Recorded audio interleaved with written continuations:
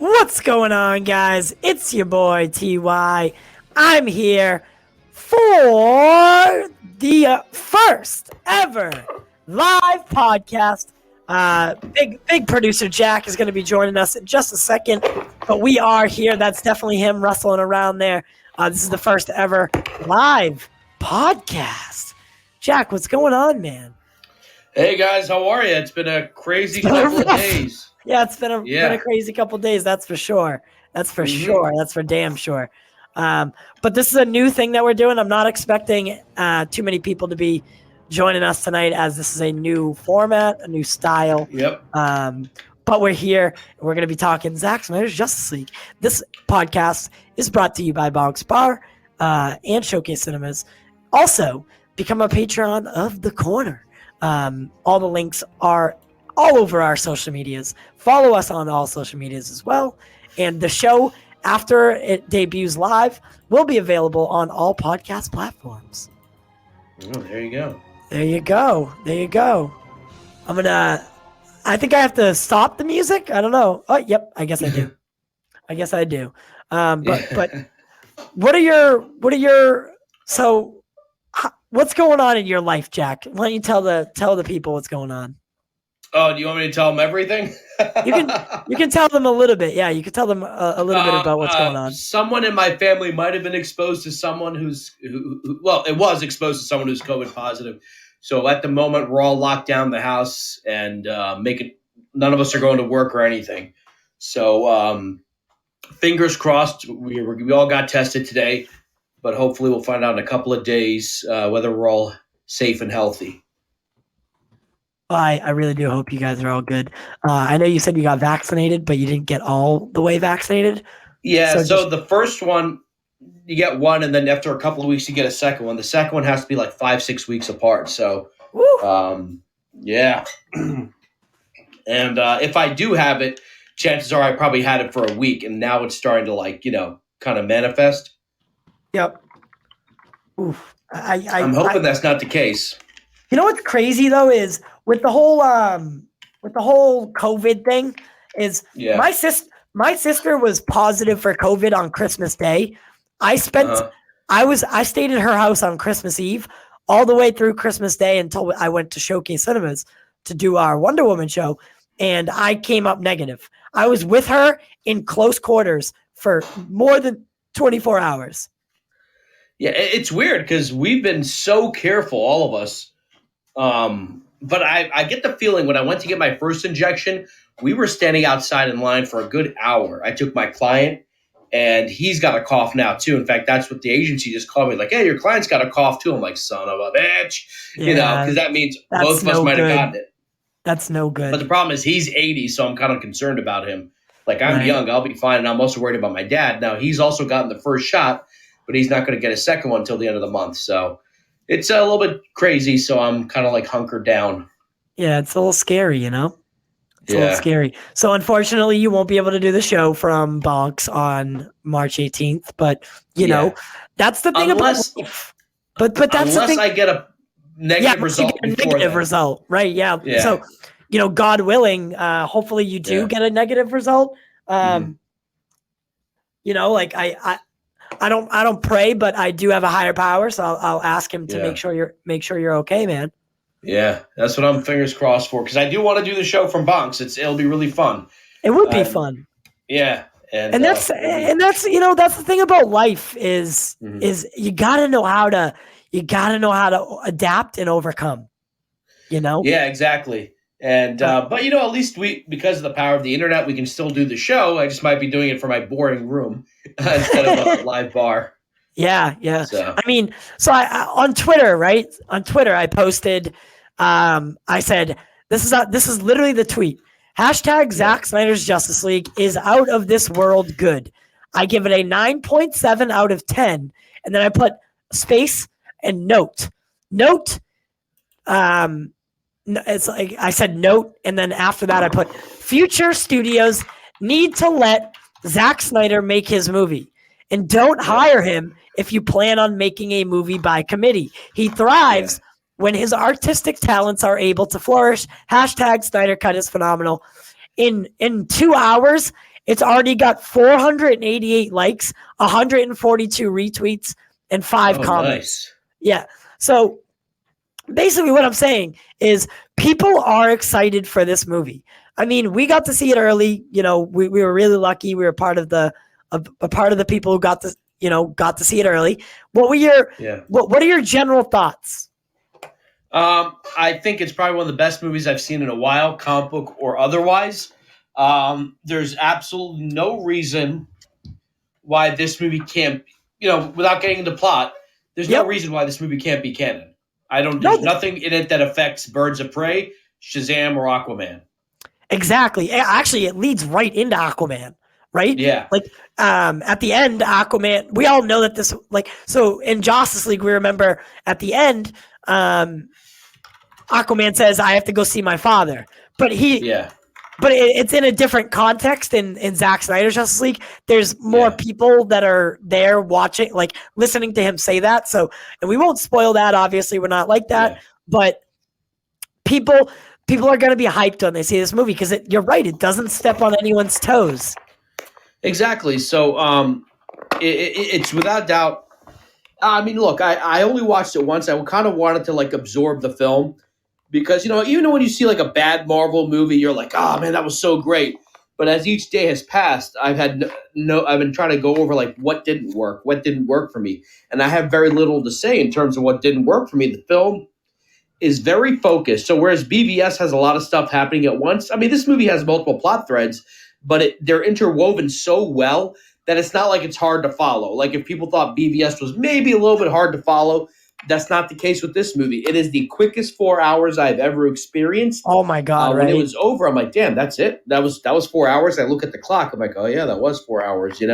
Yeah, and it's crazy because I was pausing it frequently. I was frequently pausing it and kind of just absorbing. And but there were parts where I had to decompress. I literally had to stop it because I had to decompress because I was so excited. Yeah, I was palpitating. So technically we were told to check our emails at 1 p.m., right? And I saw it at 12:50. I'm like, oh, we already have it. And I'm like, that's it. I'm starting it up. I told my dad, I'm like, I need someone to watch it with me. And he stayed awake for the whole thing. He loved it. He wouldn't shut up about it the next morning. He was like, oh, that movie was so good. And this was so great about that and this and all that, I think he kind of enjoyed it more than he enjoys the Marvel movies. Because he said it felt more realistic, more grounded. Not realistic in the sense that this could actually happen, but realistic in the sense that you're able to follow the fake signs in the movie, if that makes sense. You can kind of like Star Trek, oh yeah, that kind of sounds like it makes sense. It is a phenomenal movie. And there is one thing I definitely want to talk about. This actually got me a little bit emotional today. So as you know, the review embargoes have dropped, and not that it matters, but I think it's very interesting that at the moment, with about 104 reviews in, Zack Snyder's Justice League has a 75% on Rotten Tomatoes. So, I mean, now does that make any difference? 75%? Yeah. It's his highest ranked film at the moment. Right, I didn't think it was going to score. 75%. It should be at least 90%. I agree with you, but I knew the fact that people are going to go after this movie.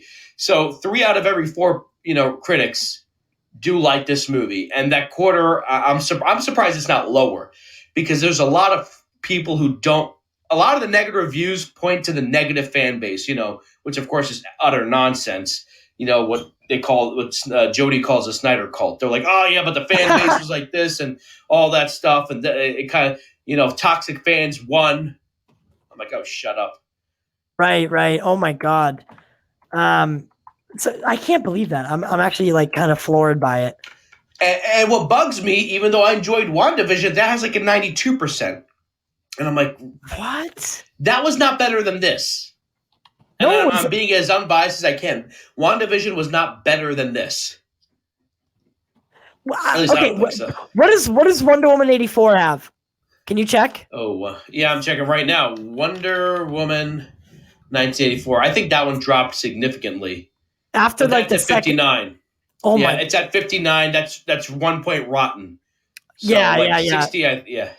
Because All right, so let's be honest here. The opening of Zack Snyder's Justice League is better than Wonder Woman 84. The first hour of Zack Snyder's Justice League really focuses on the Amazonians. And that's how it was in Justice League too. But guys and girls and everything in between, be ready for. I'm gonna be very blunt with you. The plot and the main points are similar, and that was always gonna be the case, right? Yeah. Joss basically ripped Zack's movie apart, took a skeleton out of it, and used that as a basis for his film, right? Yeah. It was always gonna have similar things in it. It was always gonna be kind of grouped similarly, right? Yeah. Because Joss came in as it was being assembled. So Joss used some of those things, but the beginning, the way how we get there is similar, but the end game is way different. Yeah, I mean it's a totally different journey. Let's take a scene from Justice League, the opening scene with Wonder Woman. Without giving spoilers, a change in music, a slight change in dialogue, a change in how the way the scene plays out alters the entire sequence. It's so much better. It's so much better. The stakes feel higher. The people feel like they're in trouble. And all of a sudden, all that automated replacement dialogue is gone, and those guys with guns who take over that building genuinely seem scary. Like they're going to kill some people. Oh my God. It was amazing. It was amazing. I was floored. I was blown away by how different it was and how he could, because let's face, like when we saw Justice League, right, there were some cool things in it, but we knew those were Zack's things. And Joss kind of changed them to his will. He bent it to his will.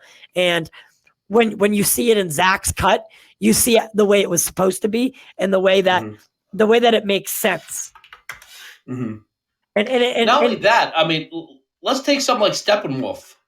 Steppenwolf, I don't think any of his dialogue is the same. I think it's completely different. The only part might be where he says "for Darkseid," because that was briefly in Justice League. I think that's the only line. I think all his dialogue, because I rewatched it Justice League Friday night. I rewatched it Friday night just for, I was like, what the hell? And I immediately noticed that like all his dialogue is different, A to Z. Pretty much. And Steppenwolf is so much more of a threat in this film. He's actually scary. He is a scary villain, and he will do whatever is necessary to win. And that's what makes him dangerous, because he has nothing to lose. I said this before as our podcast listeners are a little bit different. Our podcast listeners don't really watch the YouTube stuff, and the YouTube people really don't listen to the podcast stuff.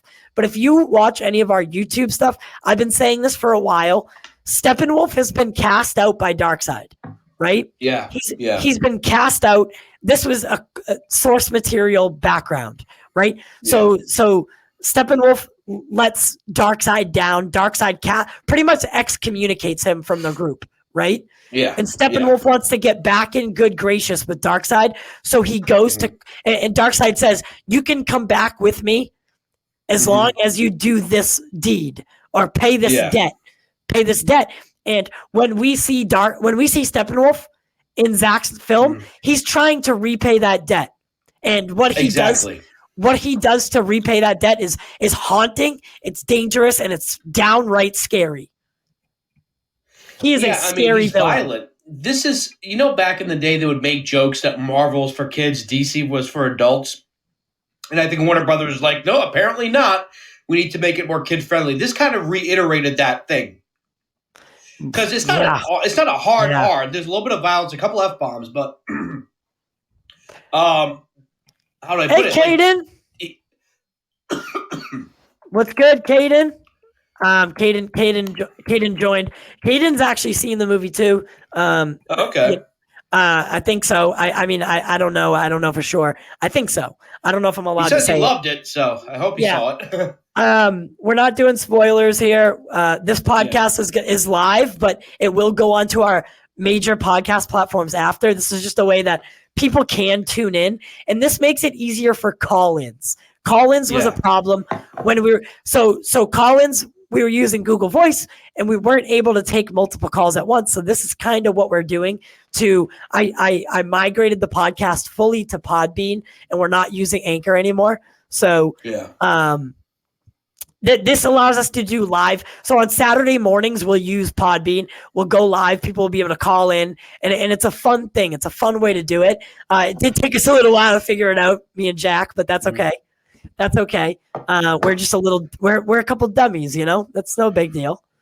But we got it. We got to figure it out. So I gave the film a 9.7. What did you give it, Jack? I mean, I'm still high. I'm ready to give it a 10 out of 10. But I hate to see it a couple more times. But right now, I thought this was better than Endgame. I think it's better than Infinity War just because it spaces out the action. Because Infinity War is like you're on a roller coaster, a Ferris wheel, and you're parachuting at the same time. It's just like everything at once. And I still love that about that.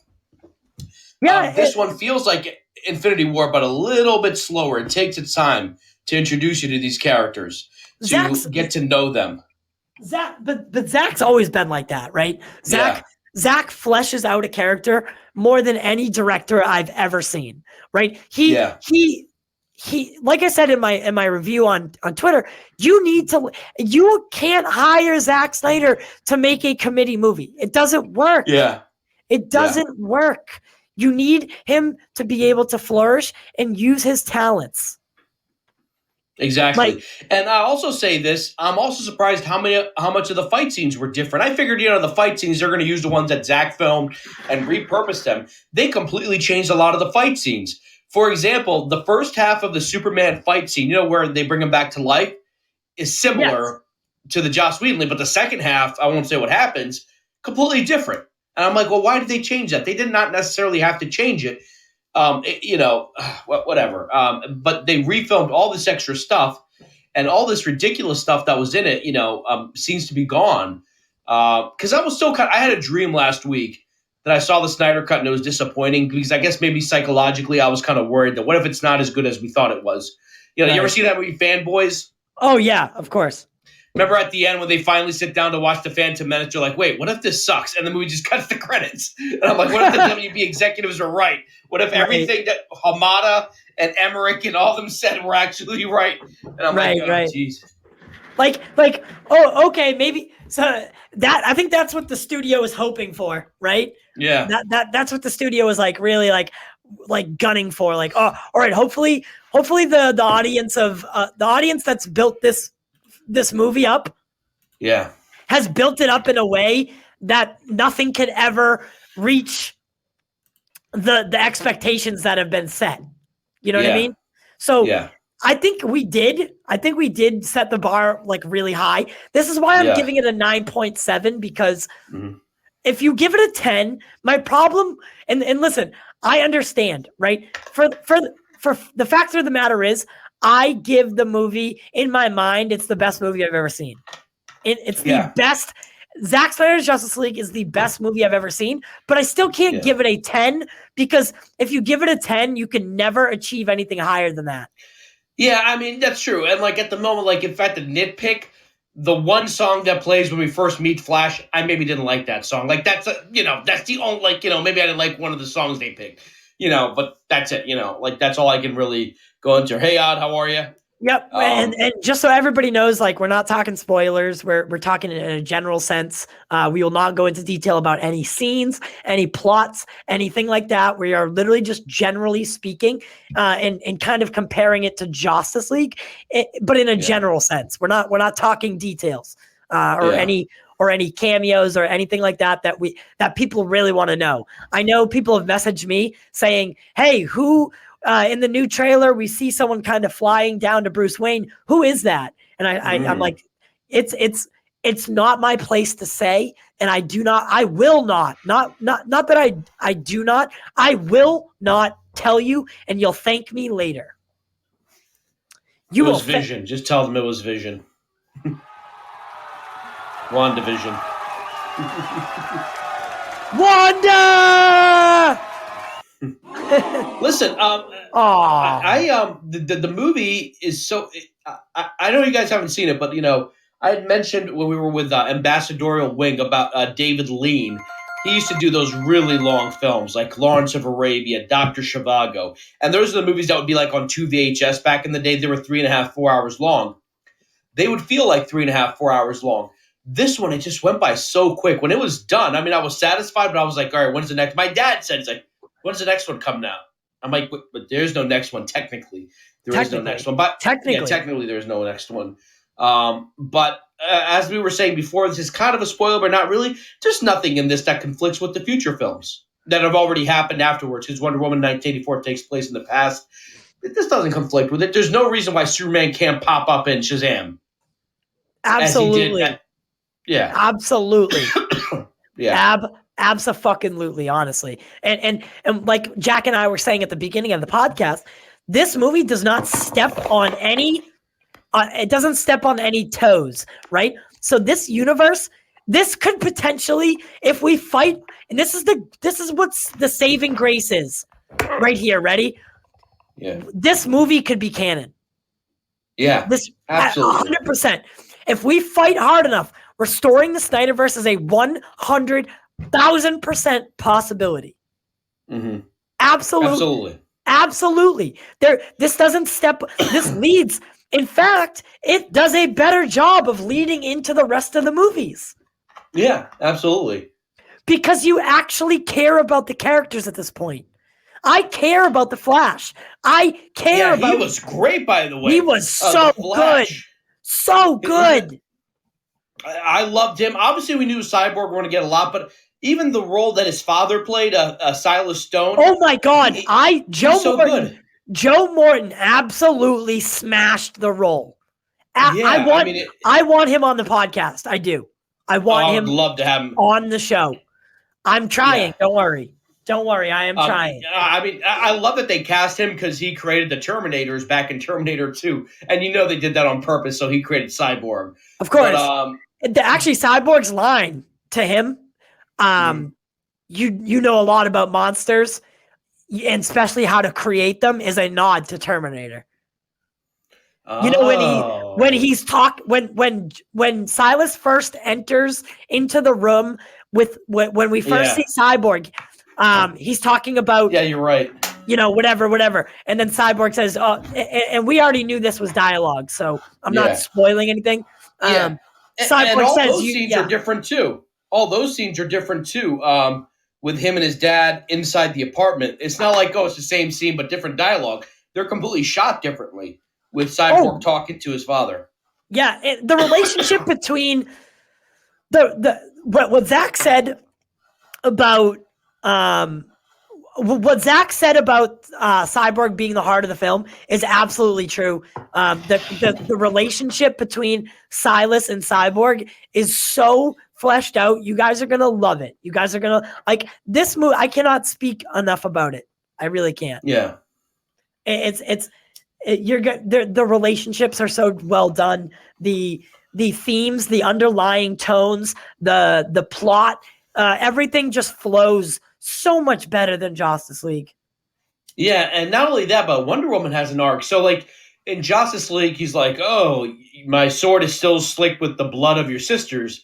It's so much more personal in this movie. Right. Liar. Yeah, it's not just like she genuinely wants revenge for what happened at Themyscira. Generally. And she doesn't even truly know what happened because obviously she hasn't been there and she hasn't seen it. But she knows that he had been there and how much of a threat he is. And I think she just assumes that something bad really happened. Yeah, and I think whatever was written on that arrow, like obviously, the Artemis.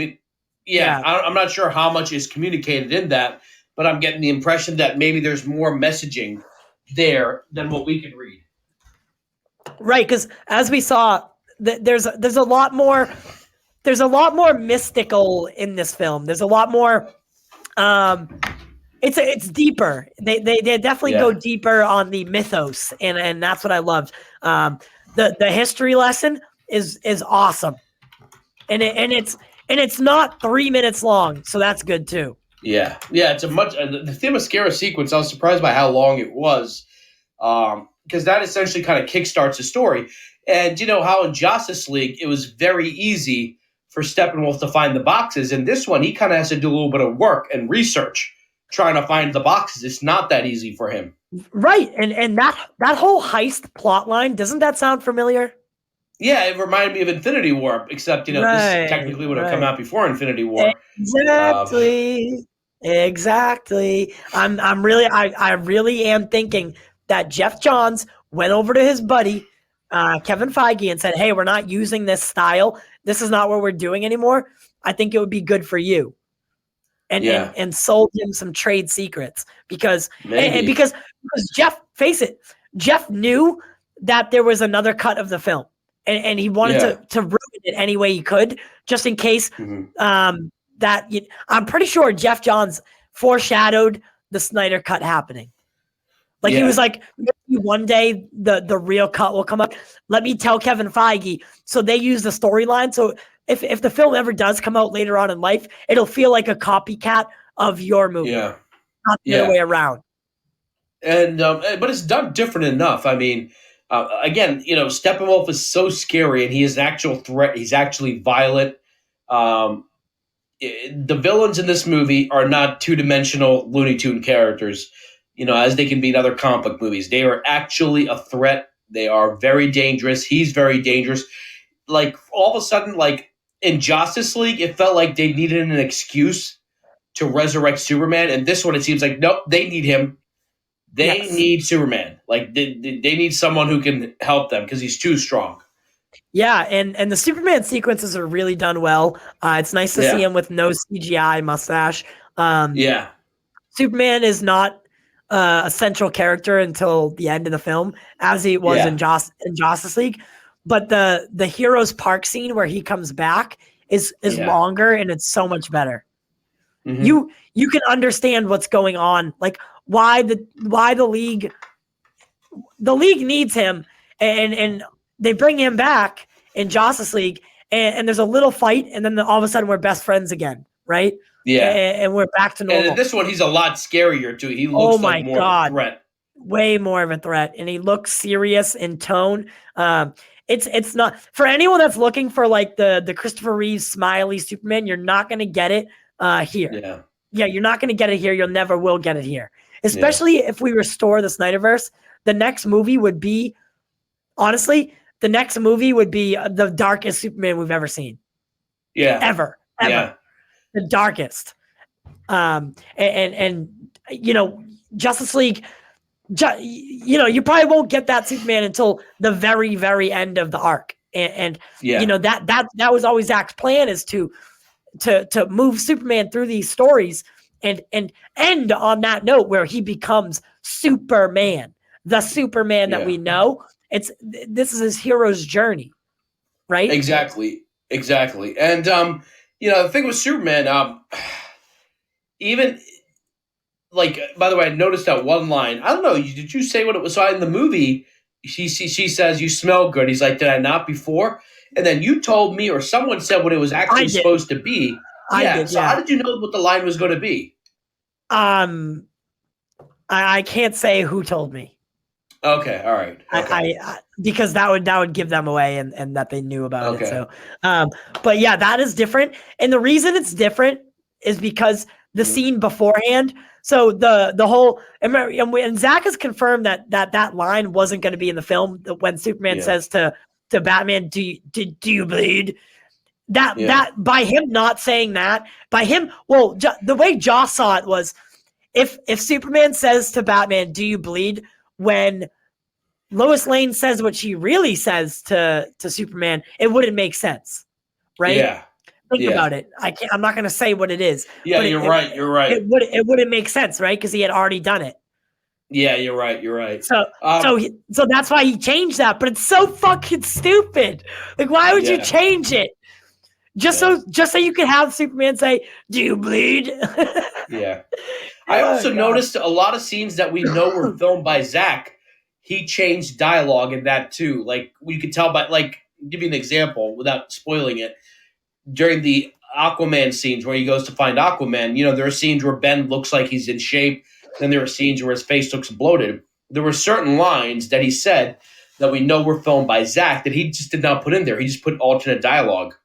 Right. Exactly.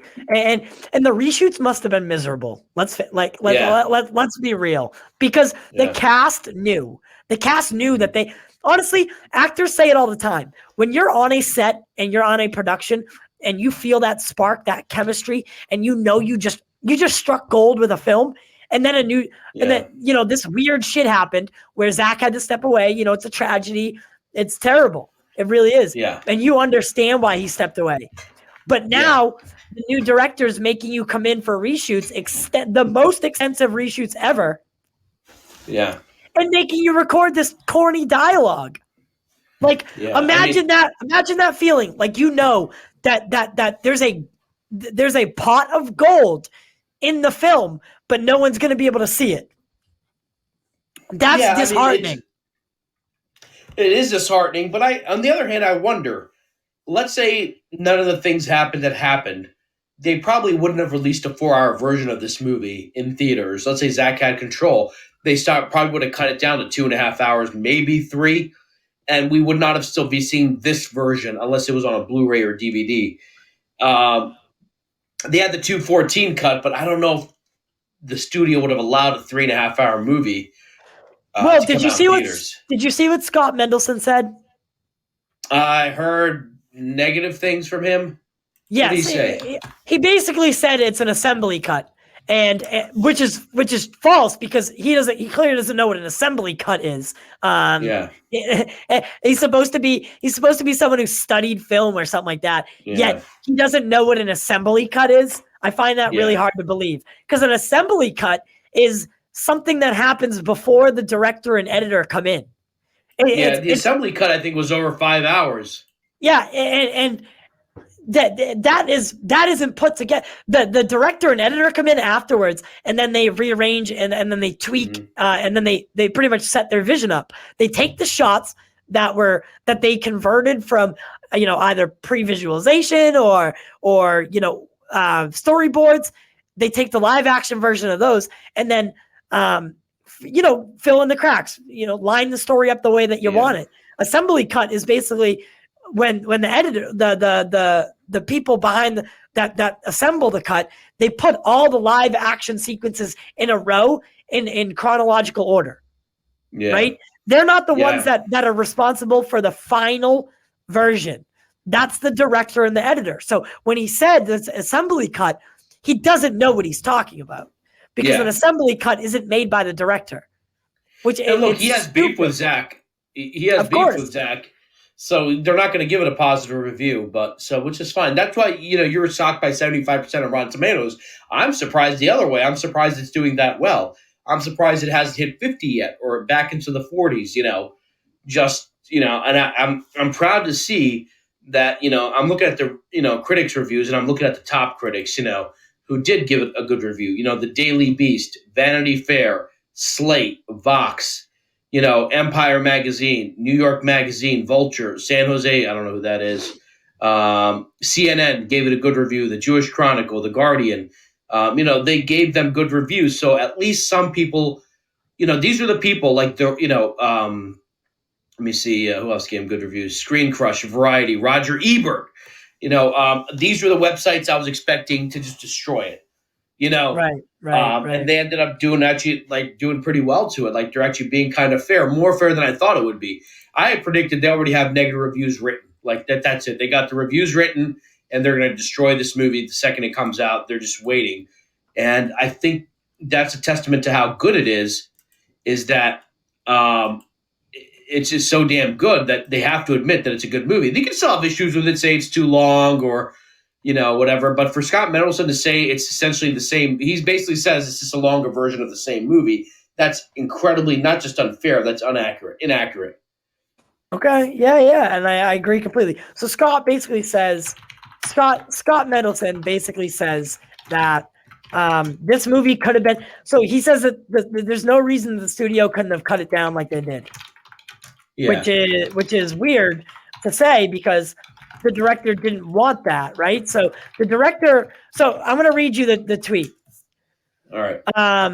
Let me see it here. Okay, so hashtag Justice League Snyder Cut is an assembly cut. False. With finished effects. It's the same core movie that we saw in 2017 with 2 hours of deleted scenes and some slightly altered versions of existing beats. 2 reasons to watch. The action climax is much better and Cyborg gets the deserved spotlight. So what he does here is he's doing like the gives it a little bit of constructive criticism, but follows it up with a positive so that he doesn't seem like a complete douchebag. However, he's lying. Like he clearly liked the film, but he has such a grudge that he needs to say something bad about it as well. Exactly. And look, I listened to Andy Signore. Andy Signore pretends to be fair. He's like, look, I want this movie to be good, but it's not that good. I think this is what they're saying. Snyder fans will like it. Everyone else will not like it. That's not what it's showing. That's not what the reviews are showing. You know, it's not like, oh, this movie's only for the Snyder fans. Everyone else is going to hate this movie. Yeah. If that were true, my dad would not have watched it. He would have been like, all right, yeah, whatever. Did you see? Because he's not a comic book fan or, anything like that. Did you see that the premiere for today, the system went down? So the people, so you know how the movie was, we were going to go to tonight's premiere. Yeah. The premiere is the system shut down.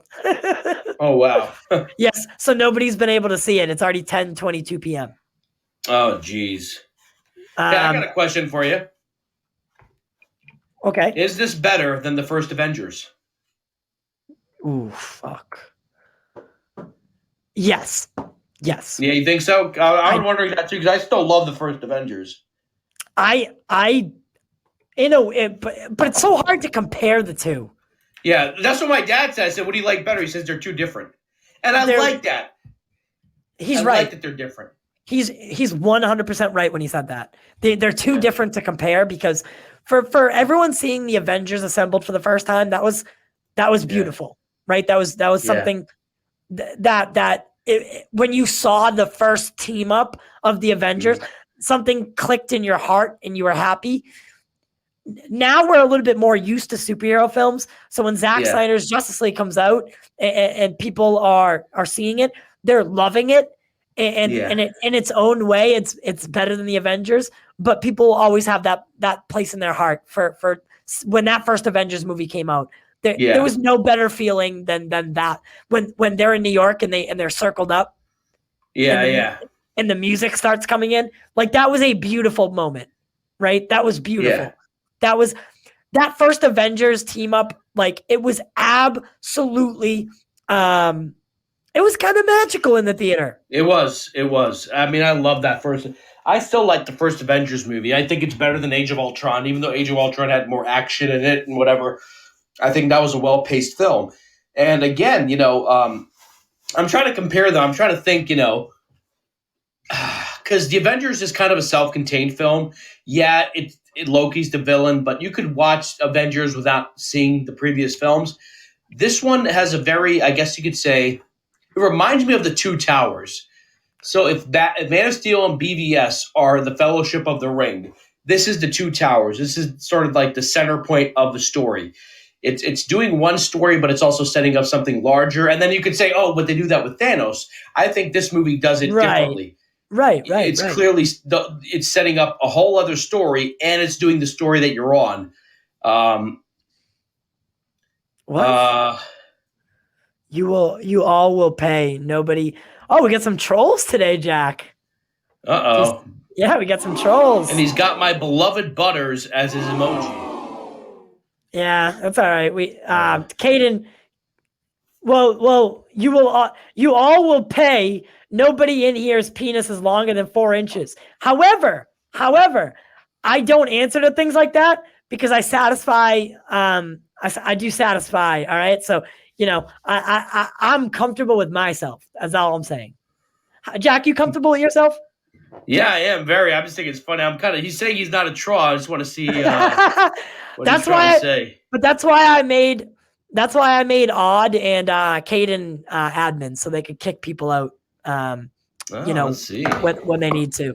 But listen, enough of that. Enough of that. That live stuff is awesome. I love it so much. Yeah. I love live. Live is the best. But this movie is going to go down in history. It really is. Yeah. It's It going really to go is. down. The story itself, like, think about it. The story itself is a movie. The story of how it happened is a film. Yeah. You could take just how, so you could take the story of release the Snyder Cut like we're doing right now with the documentary, but I'm talking about like a feature film. You could do that as a feature film and people would show up because this is a beautiful story. And that's why I don't think you compare it to Avengers, because the Avengers movie, it was magical in its own way and it was truly special. But this film, we had to wait 4.5 years with blood, sweat, tear, time, money, donations, everything, right? There was so much that was built into this. That's not just a film. And that's why that's why I was always hard on the fact that this isn't just a movie for people. So if you were to spoil this for someone, honestly, you would probably ruin part of their life because this will never happen again. Exactly. I'm telling you, this is a once in a lifetime kind of deal. And I hate that people are already, all the big YouTubers are doing spoiler free and spoiler reviews. I'm like, dude, people still are not going to be able to watch this for another 3 days. Why would you do that? Right. I don't know why they're doing it.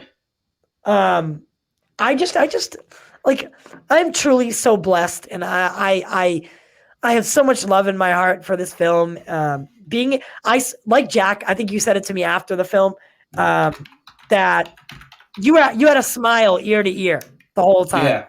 And I did too, because even though I had to watch it on my computer and I couldn't get it on the TV, my computer's a Mac and the screen is 1080p. So I got, and I have my headphones on. So these are $90, $100 headphones that, I mean, they're nice, right? So I experienced the movie. I can't wait to watch it on my TV in 4K. Yeah. But the way I experienced do you have a Roku stick? Did you have a Roku stick? No, I have Samsung. I have Samsung TVs. So I have Samsung too, but I ended up getting a Roku stick for other apps I didn't have, and I was like so grateful because by pure coincidence that app was on Roku stick. I'm like, oh, thank God, because otherwise I have to watch it on my screen, on my computer screen. But so let's talk about that. Justice. What did he say? Was he just like, yes, it was good, or was he like, nope? I can quote him verbatim. I wrote it down. All right. Because I was stunned. All right, let me get this on the record real quick. I was speechless as when he told me what he thought of the movie. I almost got down and bowed to him and said, "Welcome to the dark side." He said, and I quote, "This movie was so much better than Justice League." Where he didn't say Justice League. That's out of context. He said, this film was so much better than the first one. I still have a couple problems with it, but overall, I had a good time watching it.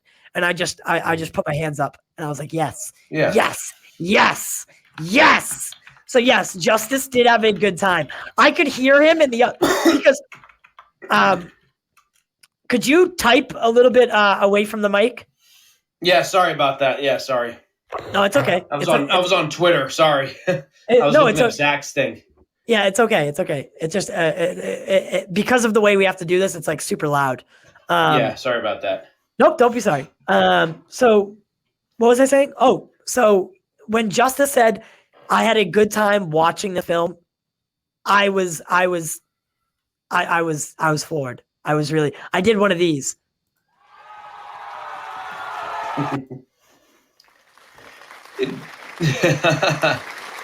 I got it all out. Do you think he changes his tone after a few days? Probably. We'll be like, you know what though? Yeah, but but this scene happened and that scene happened and I actually don't like it. Because You know what bugs me about him? He always talks about how he loves the DC animated films. In those movies, they're pretty violent. Like they're TV-14. You see, like Justice League War. He mentioned how he loves Justice League War, which is kind of the Justice League comes together and fights Darkseid. You see buildings collapsing and hell breaking loose. Yeah, but you know what he says about it? He's like, it's so much more like the source material. I'm like, yeah, so is Zack. Like Zack's characters are exactly like the source material. You're just reading the wrong source material. Yeah. Like literally. I've read so many storylines where Superman is not the Superman like Christopher Reeve. Yeah. He can be kind of a douche sometimes. Like I'm not a big fan of New 52 Superman sometimes, the way he's written.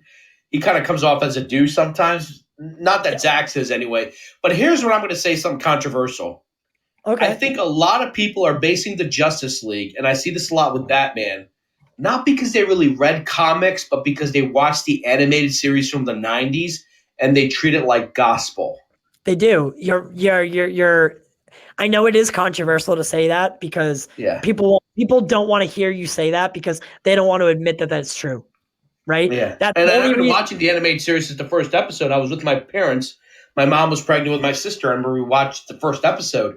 And I mean, I love it, but like that's not all that Batman is. And there are some people who will die on their sword and be like, Kevin Conroy is the best Batman. I'm like, yes, he's the best Batman voice actor, but voice acting. Have you seen Kevin Conroy in the Arrowverse? In the Arrowverse? I'm dead. Yes, he's not a good live action Batman.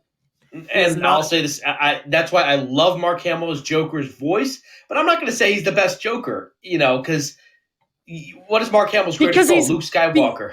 Right, but because Mark Hamill's not actually embodying the character, he's voicing the character. So there's no way he can be the best Joker because, for instance, Heath Ledger, right? Heath Ledger had to become the character. He wasn't just voicing the character. He didn't have to rely like Jared Leto and Heath Ledger and Joaquin Phoenix and Jack Nicholson. They had to become the Joker really, right? Their mannerisms, how they treated people, how they were on set. Right, they had to step into the role, whereas Mark Hamill got behind a microphone and kind of change his voice. I'm not saying he what he did wasn't brilliant because he did. He's amazing as a voice actor. Is amazing as the Joker, right? Amazing as the voice of the Joker, but he's not the best Joker. The best Joker always has to be a live action because of the work they put in. Yeah, and I will say, of which. Jared Leto is going to give everybody a run for their money if he gets to do this role. I was just about to ask you, what did you think of him in that scene? My God. Woo! Woo! I am woo! I can't. I was honestly, I was scared. When the Joker looks into Batman's eyes, when they hold the camera. So we've seen this in the trailer. When Joker's kind of staring off into the distance, he's actually staring at Batman, but the look he gives him is haunting. I need them to be in a story together. Yeah, I mean, look, I'm looking at my copy of the Joker movie. It's on my wall right there. If you had told me a year ago that I would be talking about, I love Joaquin's Joker, but I would be talking about Jared's Joker in a positive way, I'd be like, never. I mean, that tells you what happens when you have a good director. I mean, I'm not saying David Ayer isn't a good director. We never got to see his Joker fully. But, man, when you have a good director and that dialogue, I'm not going to say too much. Ooh, it's good.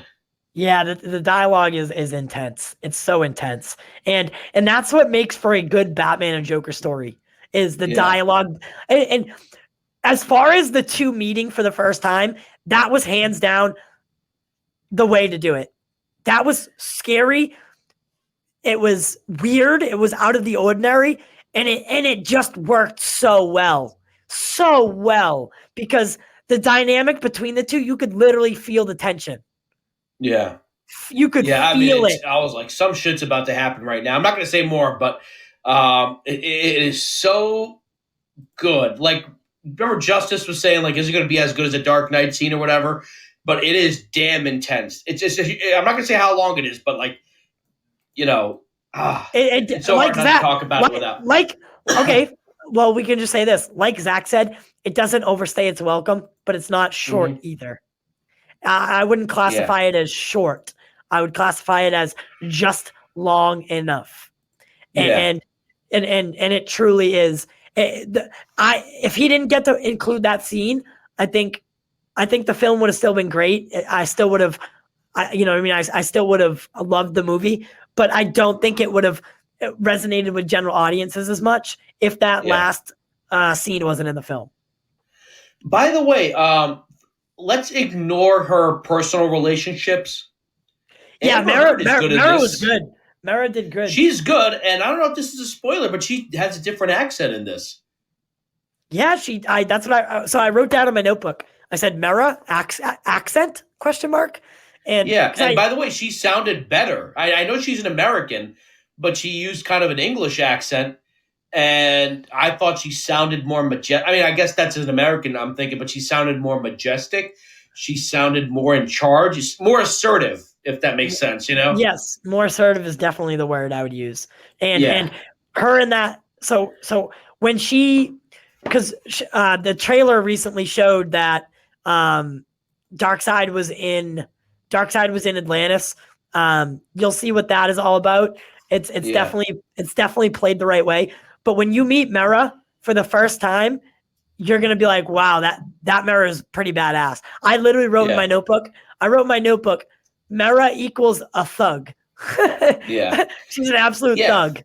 Oh yeah, I mean, I don't want to say too much more about the other scenes that she's in, but she's great. And look, whatever happened with her and Johnny Depp is none of my business. From the stories I've heard, he wasn't that great himself. I don't care about that. I'm okay with her coming back, but I am interested as to why. Do you think the accent was changed even because Zach had to do his own reshoots? Do you think they changed the accent in the reshoots with Zach and then again with Joss? I don't know, because James Wan didn't have an accent. I know, and it did throw me for a loop. And the way they communicate underwater is also different, like in water and then in air. Right, and I think Zach had said that he didn't mind that James changed the way it happened, but Zach used actual logic behind his. Right, he said that the voice of an Atlantean, it wouldn't the vocal cords, the water wouldn't work underwater that way. So the air bubbles were a must. Right, logically, the air bubbles make sense. The fact that James Wan didn't use them the way that Zach did, it sucks a little bit, but that's Zach was okay with it that he changed that part. Also, even though every character has a lot of changes, I want to say that Aquaman had the least amount of changes. Obviously, the scenes are different, but I think his character was probably left alone the most in Justice League. Yeah, I would say so as well. I think his character, and I said this, this was a clear indicator when we got the Aquaman teaser. It was very similar to the Aquaman. There was no new shots, right? There was nothing new that we didn't know about Aquaman before. And in the movie, it's very much the same Aquaman we got in Justice League. I think Joss and Jeff Johns really liked Jason Momoa's portrayal of the character, so they kind of left it alone. Yeah. He's a lot more serious, I think, in this one than he is in Aquaman. Aquaman, he's a lot more of a dude bro, and while there are aspects to his personality in this one, I would say he's a little bit more serious. Yeah, for sure. And that's okay, because I dug it. I dug what the character did. I dug how the character Aquaman. And what I like about Zack Snyder's Justice League is Batman doesn't have exactly the easiest time assembling the league. No, that's clearly in this one. Because when it was called Don't Count on It, Batman, I know that line is in Justice League, but I didn't realize how difficult it would be for him to assemble them, because Aquaman's journey to join the Justice League is not as straightforward as it is in the movie. He needs a lot of convincing. He wants to be left alone. He's got issues with Atlantis, and, it's not that simple. And then Same thing with Ray Fisher. Ray Fisher done like, all right, all of a sudden, yeah, you know what? I'll join now. They all need convincing, with the exception of Flash. So I wanted to talk a little about the Flash, and I've used this analogy before. So you've seen Friends, right? No, I've never seen Friends, Jack. Okay. Come on. Well, okay. So I always said the Flash is supposed to be like Chandler Bing, but in Justice League they made him more like Joey, where Joey is funny because he's kind of stupid. I was gonna say it's almost a little bit overbearing how stupid he is. Yeah, because Joey is funny because he's stupid. Like he makes up words like a moo point, or he locks himself inside his own entertainment center because he's trying to make a sale. He miscounts how many stairs are in a building. Like he's funny in that sense. Gets ducks instead of dogs. Yeah, exactly. He eats a whole turkey by himself. Stuff like that. Chandler Bing is more clever and quippy. So this one felt more like Chandler Bing instead of like stupid funny, like tripping. You know what I mean? Yeah. Tripping over. I mean, he does actually still trip over his own feet. But you know what I mean? Like it was like every 3 seconds. Oh no. So yeah, so they and I quoted you at one point as saying, what was the character that was in Buffy? And you said it was kind of similar to. Yeah, Xander. So Xander is very like Chandler. Like that's Joss Whedon's go-to type of character. Xander Harris. So he looked at the Flash and said, "Okay, you know what? Zach already made him a little quirky, and he gave him kind of some social anxieties, like Caden said, and he's not exactly as confident as maybe Batman is, but as to be expected, he's still a young Flash, very new to the game." He is, but he's also brave. He's brave in this. He's not like, oh my God, I'm so scared. Batman, I just push people out of the way. I'm not ready I've never done battle. Like this Flash and also with Batman. Batman in Justice League kind of seemed useless at some points. Batman never seemed useless in this movie. Never. Not once was I like, Batman doesn't need to be here. I was like, Batman needs to be in Zack's Justice League because he is very essential to them winning this fight. Yeah, and his fight scenes were completely different from the Joss Whedon version. Again, I was surprised how much they reshot the fight scenes. I figured, they just changed the scenes around them, but he is smart, intelligent. Like he's not, in Justice League, he goes in sort of like on a suicide run, and they're like, "This is not the plan. No, this is the team." I remember that. Like that's not what it is. Over here, he's being smart. Also, there was one change in dialogue. Ride ain't over yet, man. Yeah. It's different. It is different. Oh my God. Have you ever seen the Honest trailer for the Snydercut, which ironically came out a month before it was announced? No, I didn't. So there's a line like they readjust the dialogue and get rid of Joss Whedon's dialogue and make it like Zack Snyder's, and it's like, ride ain't over yet. I'm sad. Oh my God. I can't even believe that. You gotta watch like, ride ain't over yet, man. I'm sad. What the hell is that noise? There you go. Now it's gone. Oh boy. But Kate, I know you've seen it. Is Odd still with us? My phone was next to the microphone. And I was. Oh, okay. Yeah, because I accidentally had the app open. Yeah. And it was echoing, and then all of a sudden it made this fucking noise, and I was like, ah, what is that? What is that? But listen, Batman in this movie, hands down, probably one of the best things. Caden recently had said something to me where, Caden, what was your review for like best characters? Send that to us.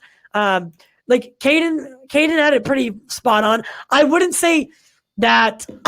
I think he said like, Harry Lennox's character was the best supporting character, but I don't think that Harry Lennox was in the movie enough to be classified as a supporting character. Yeah, I think Diane Lane did really well. I think Lois Lane did awesome.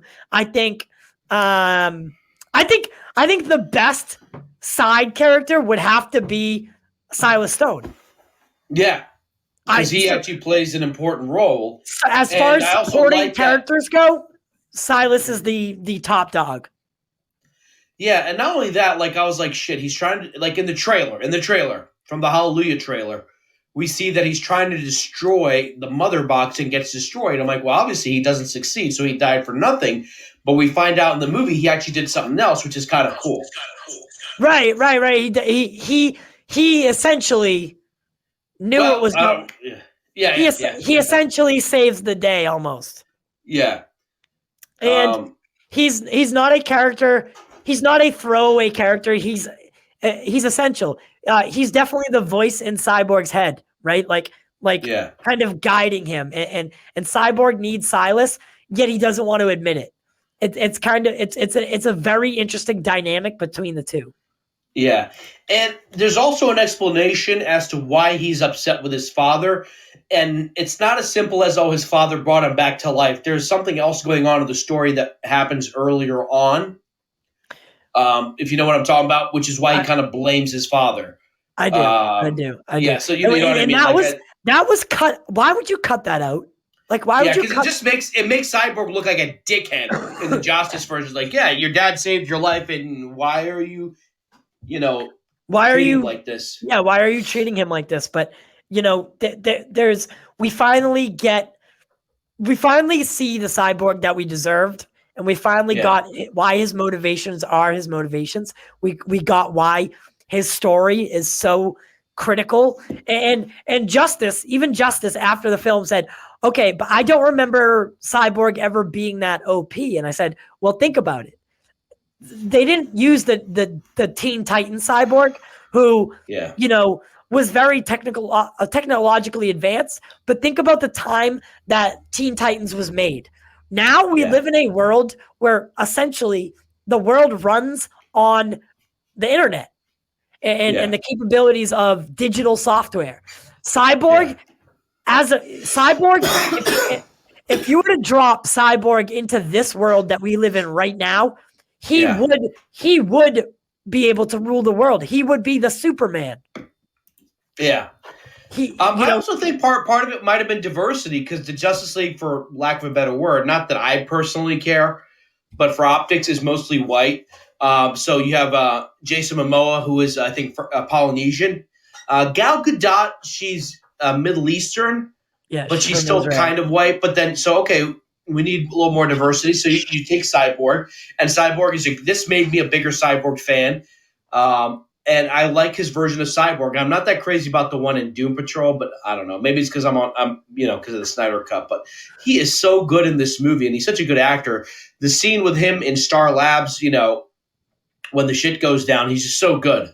The very emotionality on his face. Very much so. I couldn't agree with you more. Cyborg is definitely the heart of the story, and there's a reason for it. And I can't wait till March 19th when we can when we can just spit it out, because holding this in, and it almost seems like fate. It almost seems like fate in a way that I had been waiting so long to see this movie, and then we got the chance to see it early, and I was grateful enough, or I was lucky enough to be able to watch it 3 times. So I was tempted to watch it again, but I was like, all right, I'll wait till the 18th, because now that anticipation's building me up in me again. You know what I mean? Does that make sense? Like, no, it does. Torturing myself? No. You know why it makes sense? Because I thought of doing it. I know what you're doing, because I honestly, it was highly considered by myself too, to just watch it the one time and take the rest of the 5 days and kind of try to forget about it, and then rewatch it again freshly. Yeah, exactly. I mean, that's what I want to do. And by the way, what I liked about this one, we talk about the formula that Marvel has, kind of makes them feel a little bit similar, which is fine. This is such a different movie than BVS and Man of Steel. All 3 movies are completely different movies. There's no similar pattern. There's no similar formula. The only thing that's really similar the only things that are similar are that who the characters are that carry over. Right? Yeah. Like obviously Man of Steel to BVS, all right, we get Superman, we get roughly the Superman that we knew in Man of Steel. And then from BVS we get roughly the same We get the same Wonder Woman in Batman and Superman, and then in Justice League, now we get all the characters. We're missing one. And this one, by the way, Batman is different. He's not the same Batman that we saw before the death of Superman, where he was like angry, out of control. He's kind of like traditional Batman. He was very much traditional Batman in this film, very much so. Yeah. And I think people are really a lot of people are gonna gravitate towards Ben Affleck's Batman at this point. Because you finally kind of got that, Christian Bale Batman where you feel a little bit better about what's going on when he's on screen because you know that he's going to figure it out. Yeah, exactly. And, again, I think they really rushed with the Pattinson thing. There's no reason why Affleck could not have his movies the way he should have. I mean... Well, I think that was a decision that Ben made, though. It was like, this is because of what the events of what happened. It was no longer healthy for him to continue this. So I think the studio was kind of like the studio didn't really have a say in it at that point.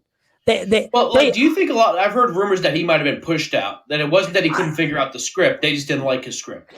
Well, no. He very much so had a script and Warner Brothers was going to go ahead with it until, it was kind of like the same situation with Zack, right? Yeah. They used his alcoholism as a way to get him out, right?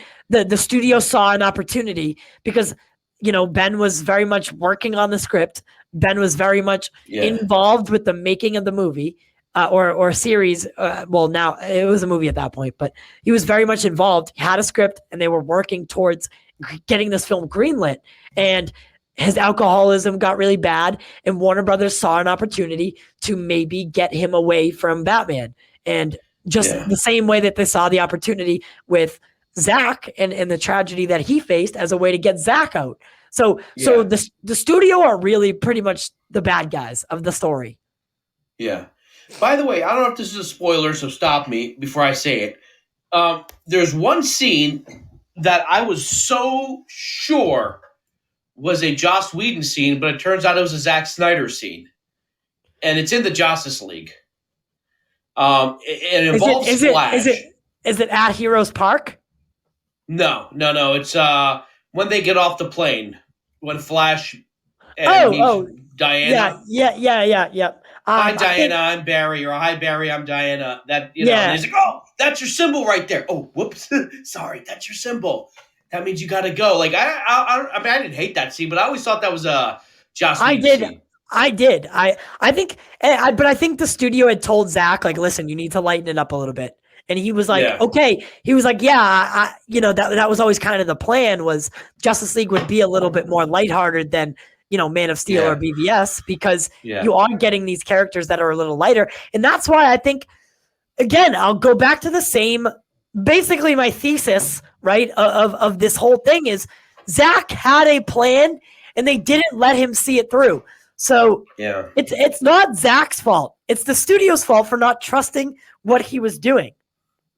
We were always going to get a lighthearted Flash, a Flash that was a little bit awkward and socially anxious.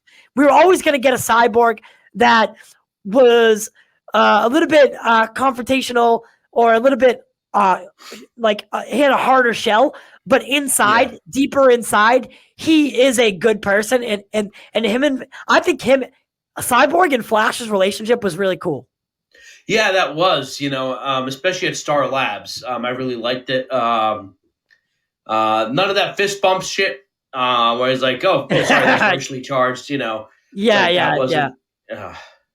Which, listen, I just don't know. I personally, for me, I find it so hard to believe that they sat down and watched what was then the Snyder Cut, right? What was whatever the 214 cut was consisted of.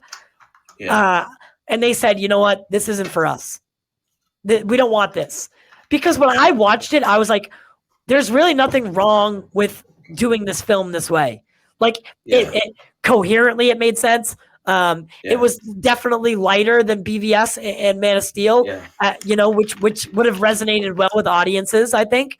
The movie, you grew attached to the characters throughout the film, which is a good thing. I just don't see what they saw. Why did they do what they did? I don't see it. Maybe I'm biased. Maybe I'm biased. I don't know. I don't know. So Metacritic has the movie at a lower score, but it has most of the reviews as mixed. So 4 negative, 9 positive, 16 mixed. I think people just expect it to be like a Marvel movie. I think that's the problem. As Justice was saying, like Marvel has set a standard, and everyone thinks, well, that is the standard by which all comic book movies should be done. And when they move away from that, I think you said it, like people just react like negatively. Like, no, that's not how it's supposed to be. Right, because people have been conditioned to think that, the Marvel formula is the only formula that works. But it's not true. Yeah. It's not true because think about movies before the Marvel movies, right? Yeah. But like when someone is saving the world from an alien race, right? Any alien movie that you ever saw, they're not really cracking jokes while they're saving the world, right? Exactly. It's usually more serious in tone. And then these Marvel films came around and they kind of blended action, humor, and these characters that you grew up with. They did it in a brilliant way. Trust me, like the Marvel formula, it works. People get out and go see them, right? I am one of them. It works clearly, but DC did. I think Zack did not want to copy it because he didn't want to be known as, the guy that. Yeah, maybe started the DC universe, but kind of just copied Marvel. Yeah, I think exactly. Zack's, and this movie, I don't even compare it to Marvel movies. I would compare it to other types of movies, like Lawrence of Arabia, like Lord of the Rings. It's an epic film in which a lot happens. Like one of those long form storytelling films. And even in Lord of the Rings, there are a couple lighthearted moments, right? Exactly. I think in every film, like really, like other than horror movies, and even sometimes in horror movies, there are scenes where, like, you don't want the audience. Maybe you want to like test the audience's emotions, right?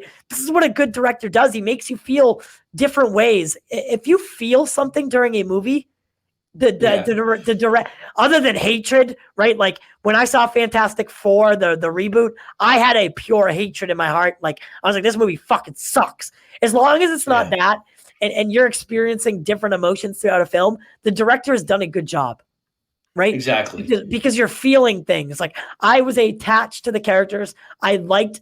I was eager to see what happens next. I was excited for what the future could hold. All these emotions are good things. Yeah. And I loved how he left it. It's definitely a movie that's left open and for a reason. He could have used that $70 million, tied a bow on it and walked away. But he didn't. Yeah. Yeah, and I've been reading some of the reviews for these. Some people are now saying, well, why is Jason Momoa without his shirt on? Oh, why is he showing masculinity, toxic masculinity. I'm like, oh my God, just looking for crap to, how many times in a Marvel movie do you see a guy without a shirt on, Oh yeah. It's quite frequently actually. Chris Hemsworth, Chris Hemsworth like doesn't like to do those kind of scenes anymore. He's like, I did it once. I really don't like to keep doing it. It's like when they had him shirtless in Ragnarok, he was kind of aggravated about it. Yeah. Oh man. See, like some of these negative reviews are just like they're just nitpicking.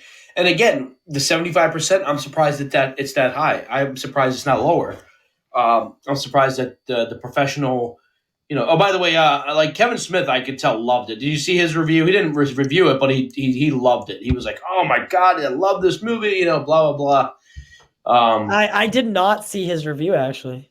He just talks about it. He's going to do a full review. By the way, there were a couple of F-bombs. I know Batman says one, and I was kind of worried that it was going to be, gratuitous, but it's actually very well placed. I'm not going to say where so our fans don't hear it, but it was a really well-placed F-bomb when he uses it. Oh my God, so perfectly placed. Cyborg even drops an F-bomb, guys, and that's not like a spoiler. That is something that Ray actually spoke about a long time ago. He said that they filmed I can't remember what he said. He said that there was multiple takes and they Yeah. did like an R-rated version of a couple different takes, and I was like, Yeah. ooh. And what they mean by R-rated takes is there was a little bit of a language thing, like Yeah. I think "fuck" was said 3 times throughout the film, and that will right there that gets you an R rating. Yeah. Yeah. But This was then, definitely bloodier than the R-rated version of I was BVS too. I was gonna say then obviously Steppenwolf cutting people in half it grants Yeah. you the R rating as well because he shows no remorse, and I love it. Exactly. He is a villain by every sense of the word. And he doesn't refer to the boxes as mother. Yeah, I never You understood called to that. me. But he does talk to the boxes. I like that the boxes were almost like a character. Yeah, they're sentient. They're evil. I don't know if they're evil or what, but they are. They are evil in nature, yes. Yeah. They are definitely Because like the evil in Infinity nature. Stones, you could say are just they're tools. But The these mother boxes, boxes, were definitely more than tools because yeah, and you can see that. You'll see that right away. You'll understand what we're talking about. That they are you'll see who controls the boxes, and you'll know right from jump that these were made with evil intentions. yeah, Put it that way. Yes. Evil intentions were definitely utilized in the making of these boxes. They don't do it. They could be used for good for example, Cyborg, Superman, right? They Mhm. can be used for good, but they were definitely made as a way to destroy. Yeah, exactly. Oh, okay, I was about to make a plot point, but uh, were you, I guess, what did you think was the most surprising thing, given all our predictions? What What was the surprised you the most, without spoilers, I guess? Okay. The thing that surprised me the most was actually it was how lighthearted some of the scenes were. And Yeah, how it was like Zach always, and like I kind of hinted at this earlier, but it's like Zach knew what he was doing, and he hmm was always on a path that would eventually get to the characters that people wanted to see.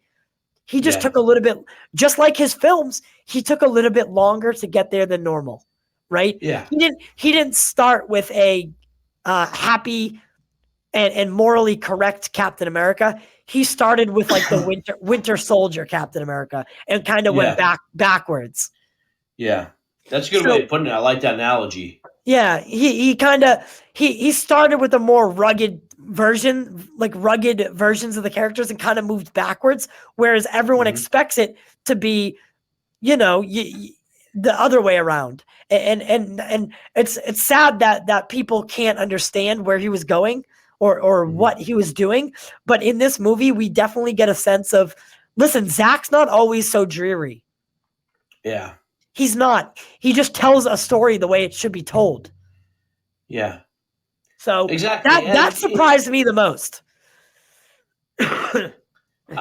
for me, I guess I'm still shocked by how radically different it was. I was still expecting to see a lot of familiar scenes, and even the ones that were familiar had completely different dialogue. Like the Seemed scenes I different. thought, Yeah, yeah, even the ones that we thought we knew, like, and that's the great thing about this movie is you think you saw a lot, but you ain't seen nothing yet. yeah, You yeah. have not seen nothing yet. And yeah, it's I can't wait to watch it again Thursday or Friday, Wednesday night or whenever. Yeah, Um, man. But we're about at that time. yep. So I mean, we're gonna do. I mean, you're gonna be stuck at the house for a while, right? Yeah, just gonna try to get some rest. I slept like 3 times today. Like I actually don't feel that good, so I'm hoping it's not what I think it is. I hope it's just a flu or something, But I hope it's not what I think it is. But hopefully, Yeah, I don't think like I said, I'm gonna ask my higher power to make sure you're okay. thanks.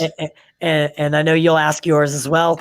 Yeah, But maybe tomorrow we could do a YouTube show, yeah. kind of, Hopefully, yeah, because yeah. I gotta clean up and shave. yeah, yep, clean up, shave. We'll do a show around maybe maybe 3 or 4 tomorrow, depending on what your schedule looks like. And we'll TY's Corners live. I kind of wanted to test out the live podcast feature. I'm actually liking it now that we're deep into it. Yeah. I like it too. Is there a way to do both? Is that possible? Like, okay, let's say we're doing these on our iPhones and still do a live show on YouTube. Yeah, 100%. 100%. We should do something like that so people want to listen can listen. People want to watch, they can watch. You know, kind of like Howard Stern does his show or Joe Rogan or whatever. It's audio, but it's also video for whoever wants to watch it, where you can listen to it, you know. Interesting. I don't know if you'd have to figure out how to do that. I guess like we could do it on our iPhones. No, because you would need 2 different microphones, but as long but I could do it because I have lapel microphones. And I could use the lapel microphone for the podcast part of it and the actual microphone for the StreamYard part of it. Yeah, I mean, I would just be totally ghetto out for the video part. I would just use my desktop and headset. Then I'd have one ear plug from the phone part in my ear. You wouldn't necessarily need you wouldn't need to hear anything as long as it was connected and the microphone was working. You don't really have to focus on the listening part because the video will do that. Okay, yeah, that's right. Yeah, that's right.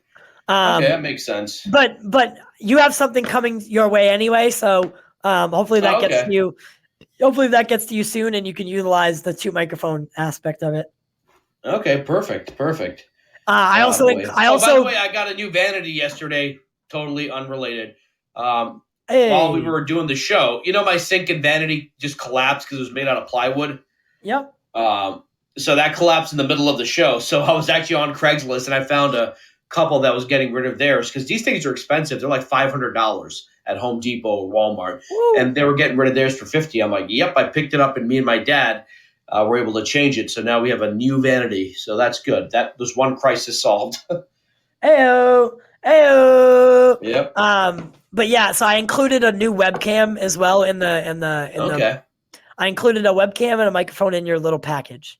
So hopefully that'll help you out. Oh, perfect. Oh, thanks. Okay. Yeah. Awesome. So hopefully that'll get to you soon and it doesn't get returned to me again. I think I messed up last time, but we won't quote that. So yeah. All right, guys. Let's listen. Make sure that you follow this. Follow the show on Podbean. So every Saturday and maybe another day throughout the week, we will be using Podbean Live as a way to do a live podcast. So make sure you follow the show so you get updates on when we do it, or just follow us on Twitter and you'll get updates there as well.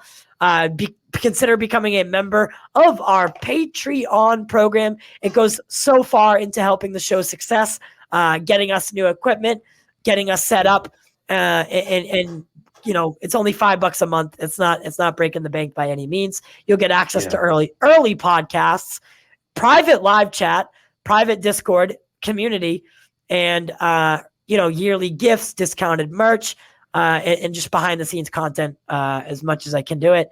Guys, we do it for you. We do it for the culture. Join us on YouTube, subscribe, all that jazz. We will see you next time. Jack, say bye-bye. Bye-bye, guys. We'll see you Wednesday night and Thursday live, I think, right? Yeah, yeah, definitely. Yeah. That is, yes, yeah, actually, yeah, that is the plan. So Wednesday quick dip, Thursday live for everything, and then be watching out for episode 3 of the documentary.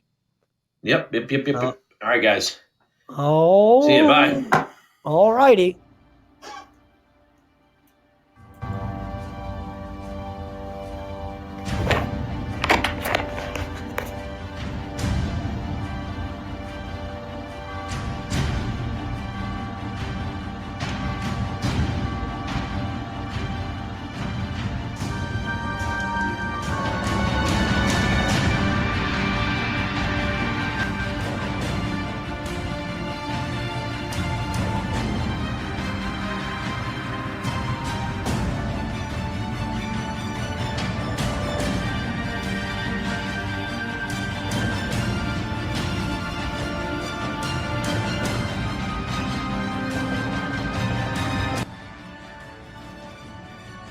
guys, remember that this episode of the podcast has been brought to you by Bonk's Bar in Philadelphia. If you're ever in the Philadelphia area, make sure to check out Bonk's Bar. Head over for some great seafood, beer, and wine.